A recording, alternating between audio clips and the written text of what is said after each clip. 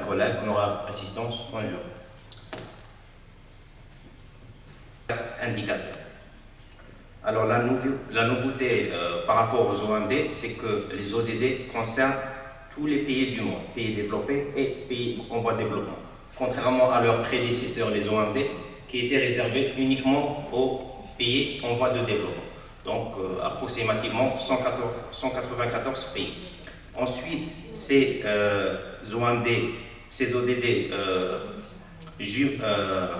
cumulent deux agendas internationaux.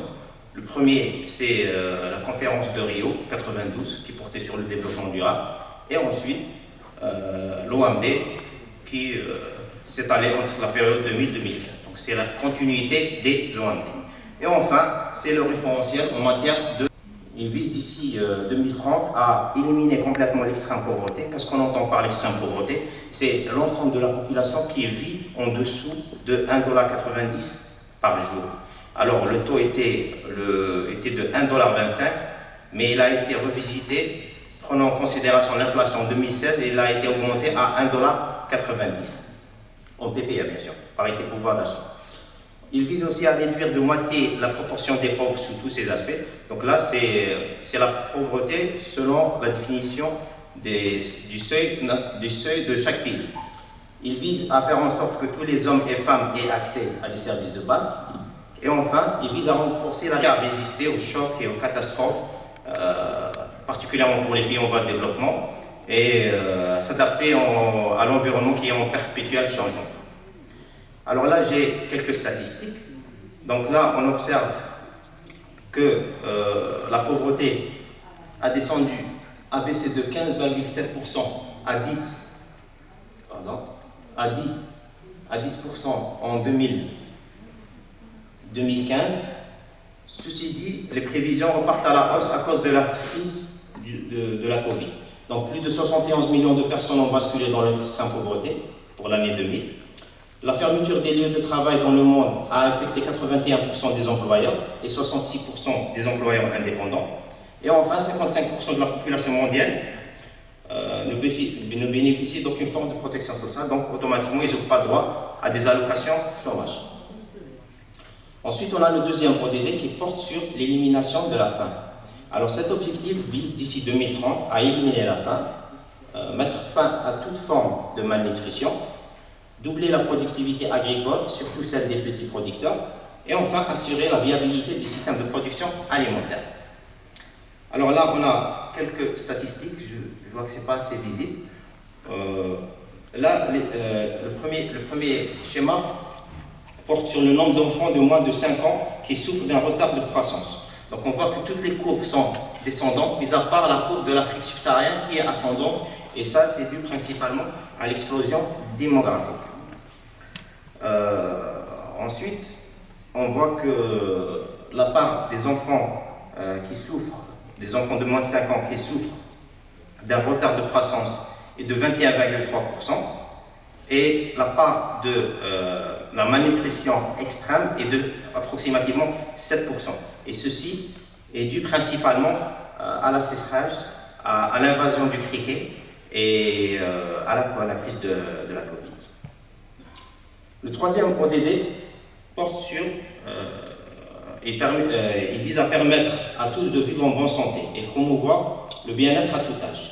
Il vise d'ici 2030 à faire passer le taux mondial de la mortalité maternelle en dessous de 70 par 100 000 naissances, à éliminer les décès évitables des nouveau-nés, à mettre fin aux épidémies du sida, la tuberculose, le paludisme, diminuer le nombre de décès liés aux accidents de la route, et enfin réduire la pollution, qu'elle soit marine, aérienne ou celle du sol. Donc là, on a des statistiques sur les taux de mortalité des enfants de moins de 5 ans et la mortalité néonatale, c'est-à-dire les nouveau-nés qui décèdent en moins de 28 jours. Donc on voit que la moyenne mondiale est de 76,4% en 2000, est descendue à 38,6 décès par 1000 naissances en 2018. Et en ce qui concerne les décès néonatales, elle est passée de 30,6 à 17,7 en 2018. Et on voit que l'Afrique a le plus mauvais bilan. C'est ce qui augmente un petit peu les taux.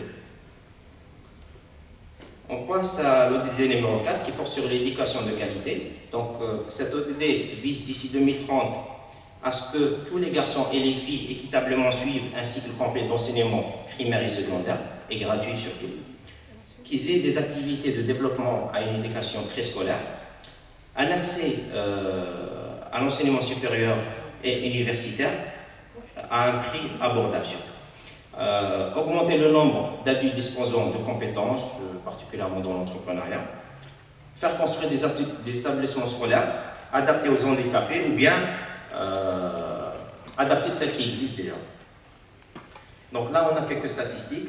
On voit que dans les pays à faible revenu, il y a en moyenne un enseignant pour 40 élèves, contrairement aux pays à revenu élevé où on a un enseignant par 12 élèves. Ensuite, en ce qui concerne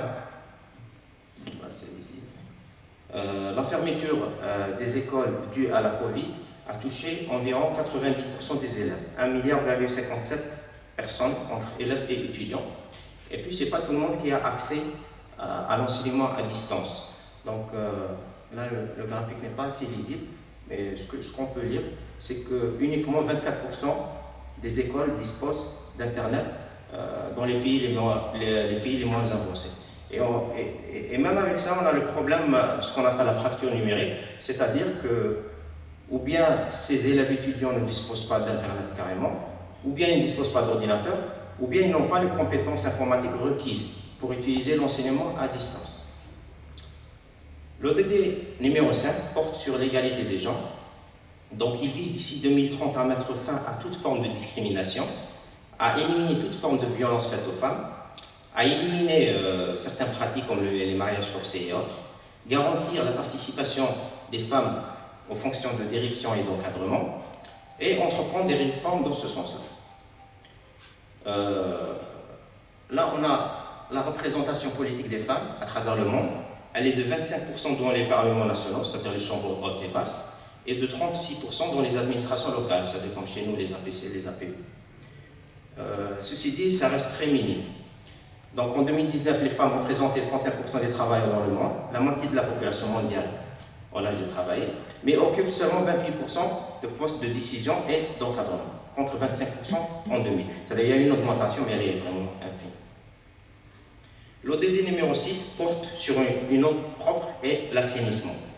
Donc il vise d'ici 2030 à assurer l'accès universel et équitable à l'eau potable et à un coût abordable, assurer l'accès de tous à des services d'assainissement et d'hygiène adéquats, améliorer la qualité de l'eau, augmenter considérablement l'utilisation rationnelle des ressources en eau, et enfin protéger et restaurer les écosystèmes liés à l'eau. Donc là, on constate que 70% de la population a un accès à une eau en toute sécurité. Par contre, 30%, ce n'est pas le cas de 30% de la population. Et c'est principalement en Afrique du Nord et l'Asie centrale du Sud qui enregistrent les taux les plus élevés du stress hydrique. Ça tourne autour de 70%. Concernant l'assainissement, là le bilan est plus dramatique. On constate que seulement 40% de la population qui a accès à un assainissement géré en toute sécurité. Donc je vous laisse imaginer les maladies et tout ce qui va avec. L'ODD numéro 7 porte sur les énergies propres à un coût abordable. Il vise d'ici 2030 à garantir l'accès de tous à des services énergétiques fiables et modernes, accroître nettement la part de l'énergie renouvelable dans le bouquet énergétique, et enfin multiplier par 2 le taux mondial d'amélioration de l'efficacité énergétique. Donc là, on a une carte mondiale qui montre la distribution de l'électricité à travers le monde, où on constate, alors ce qui est en jaune foncé, c'est les personnes qui ont accès à l'électricité, en jaune clair, un peu moins. Donc on constate que 53% de la population africaine ne dispose pas d'électricité, et 10% de la population mondiale ne dispose pas d'électricité. Et ça, en ce qui concerne l'Afrique, le rythme d'accroissement démographique dépasse celui des développements de l'infrastructure énergétique. On constate que plus de personnes vivant maintenant sans électricité qu'en 1980. C'est-à-dire que les personnes En 1990, le nombre de personnes était plus élevé, des personnes, pardon, je me suis embrouillé. Donc, le nombre de personnes qui disposaient d'électricité en 1990 était plus important qu'aujourd'hui. En ce qui concerne l'énergie renouvelable, la part représente à peine 17%, que ce soit l'éolien ou le photovoltaïque, ce qui reste très minime. Concernant l'ODD numéro 8, il porte sur le travail décent et la croissance économique. Donc il vise d'ici 2030 à la création d'emplois décents, à parvenir aux emplois au plein emploi, à réduire la proportion des jeunes non scolarisés, à prendre des mesures immédiates et efficaces pour supprimer le travail forcé, défendre les droits des travailleurs et enfin développer un tourisme durable. Donc là, on a quelques statistiques sur la proportion de l'emploi informel, où on constate que 61% de l'emploi mondial est informel, principalement dans le secteur agricole qui représente 94%, et de 51% dans le secteur non agricole. L'ODD numéro 9 porte sur l'industrie, l'innovation et l'infrastructure. Il vise d'ici 2030 à mettre en place une infrastructure de qualité, accroître dans les pays en voie de développement l'accès des entreprises, notamment les PME et les PMI, et enfin accroître l'accès aux technologies de l'information et de la communication, et faire en sorte que tous les habitants des pays, les pays les moins avancés aient accès à un Internet, et surtout à un coût abordable. Donc là, cet ODD a considérablement régressé, surtout à cause de la crise de la Covid-19, où 90% des avions sont restés immobilisés. Donc, concernant l'Internet, on constate que 54% de la population est connectée, et seulement 19% de la population vivant dans les pays les moins avancés qui ont accès à Internet. L'ODD numéro 10 porte sur les inégalités, c'est-à-dire il vise à réduire les inégalités. Il vise d'ici 2030 à ce que les revenus des 40% les plus pauvres augmentent, à autonomiser toutes les personnes et favoriser leur intégration sociale, économique et politique. Donc il y a trois enjeux dans l'ODD.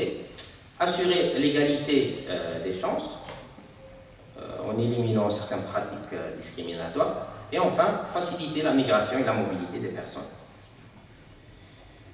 Donc là, on a quelques statistiques sur l'aide au développement fournie par l'OCDE, où on constate que cette aide ne cesse de régresser. Par exemple, entre l'année 2018 et 2017, elle a été quasiment divisée par deux. Et ça, c'est avant même la crise de la Covid. Donc les pays développés ont tendance à s'auto-aider eux-mêmes. Charité bien organisée commence par soi-même, et on en donne moins aux pays en voie de développement. L'ODD numéro 11 porte sur les villes et les établissements humains, un transport sûr, réduire considérablement le nombre de personnes tuées par les catastrophes, réduire l'impact environnemental des villes, assurer l'accès de tous à des espaces verts, et enfin encourager l'utilisation des transports publics dans les zones urbaines. Mais ceci pour garantir au moins la sécurité routière et réduire la pollution. Donc la pollution dans l'air fait en 2016 4,2 millions de décès. Seulement la moitié de la population a un accès à un transport facile d'accès. Et enfin, la proportion de la population urbaine vivant dans les taudis est de 24%, soit 1 milliard de personnes. Donc le quart de la population urbanisée vit dans des bidonvilles à travers le monde. L'ODD numéro 12 porte sur la consommation et la production responsable. Donc il vise à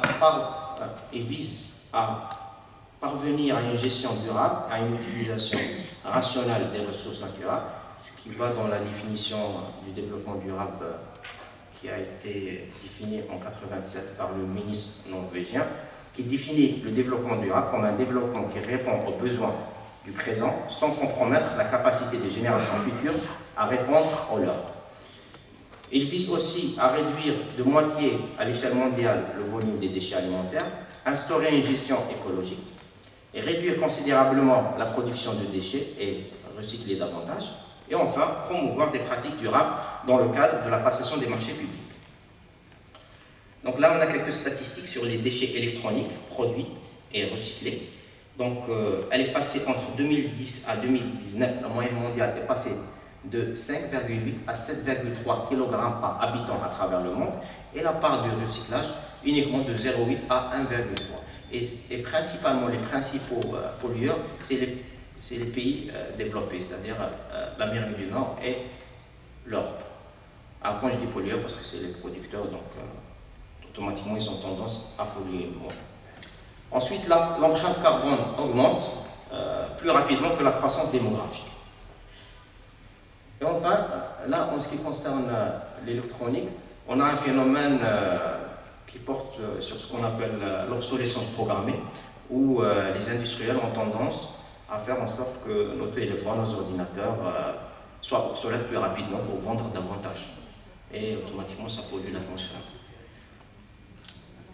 Concernant l'ODD numéro 13, il vise à ce que des mesures relatives à la lutte contre les changements climatiques, il vise d'ici 2030 à renforcer dans tous les pays la résilience et les capacités d'adaptation face aux aléas climatiques, améliorer la sensibilisation et les systèmes d'alerte rapide, et aider les PMA à la planification et la gestion face au changement climatique. Parce qu'il faut savoir que les pays les moins avancés ne sont pas équitables en termes de catastrophes naturelles. Je m'explique. Je vais prendre le cas d'un PMA qui est Haïti, qui a subi un tremblement de terre en 2010, qui a fait une centaine de milliers de morts.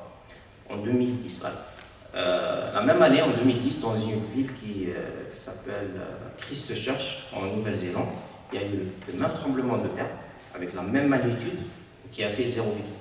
Et ça, c'est dû principalement au système de construction antisismique et tout ce qui va avec.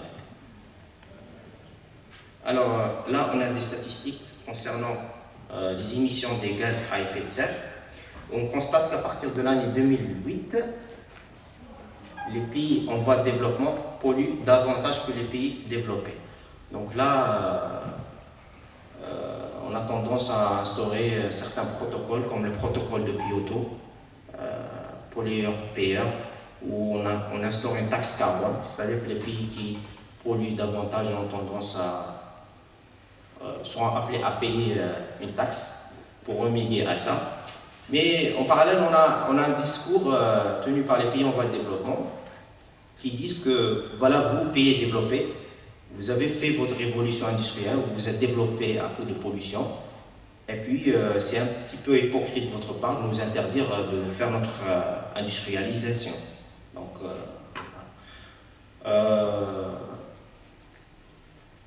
en 2019, a été la deuxième année aux températures les plus élevées depuis qu'on a commencé à relever des statistiques, qui a entraîné d'énormes feux de forêt, des ouragans, de la sécheresse, des inondations, et ainsi de suite. L'ODD numéro 14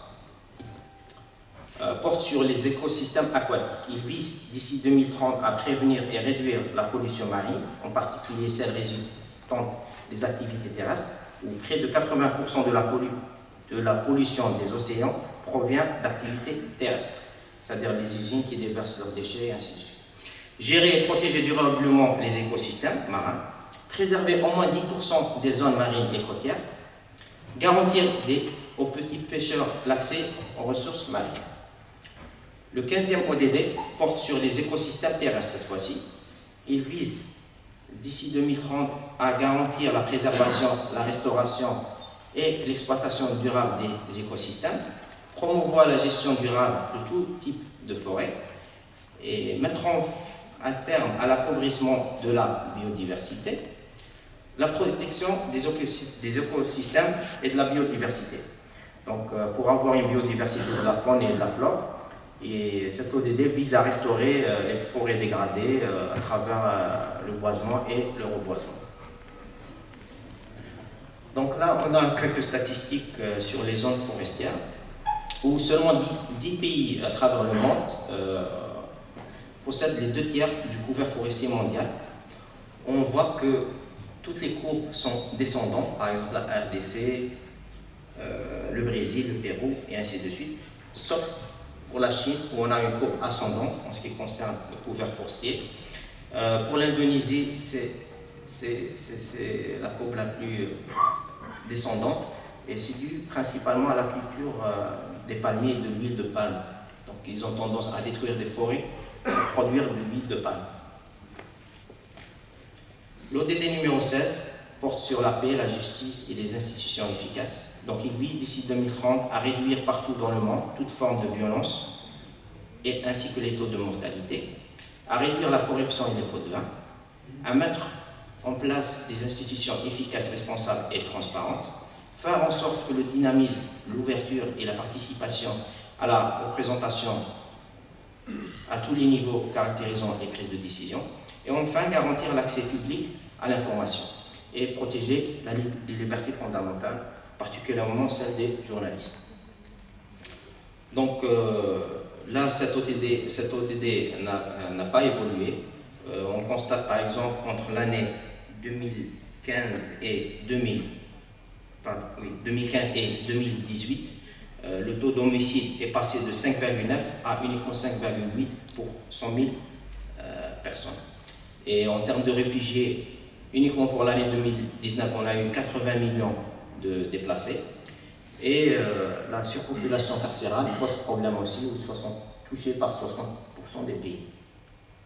Le dernier ODD porte sur les partenariats pour la réalisation des objectifs. Il vise d'ici 2030 à renforcer les capacités nationales de collecte d'impôts, renforcer la cohérence des politiques de développement durable, renforcer le partenariat mondial pour le développement durable aussi, et enfin encourager et promouvoir le PPP, le partenariat public-privé.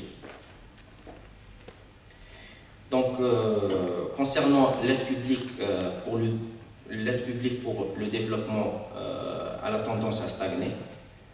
En 2018, elle est restée la même que les années précédentes, sauf qu'on constate une meilleure redistribution où les pays de l'Afrique reçoivent 1,3% davantage que l'année précédente et les pays les moins avancés 2,6%. Je souhaiterais conclure sur cette matrice qui aborde en ligne les 17 ODD et en colonne les différents programmes, où on a le CBHE qui est compatible avec l'ODD numéro 4, 5 et 8. Le programme 6 Food, je pense demain il va y avoir une conférence là-dessus, est compatible avec l'ODD numéro 2 et l'ODD numéro 13. Pour Prima, l'ODD numéro 2, 6, 12 et 14 sont compatibles avec le premier pilier des programmes Prima.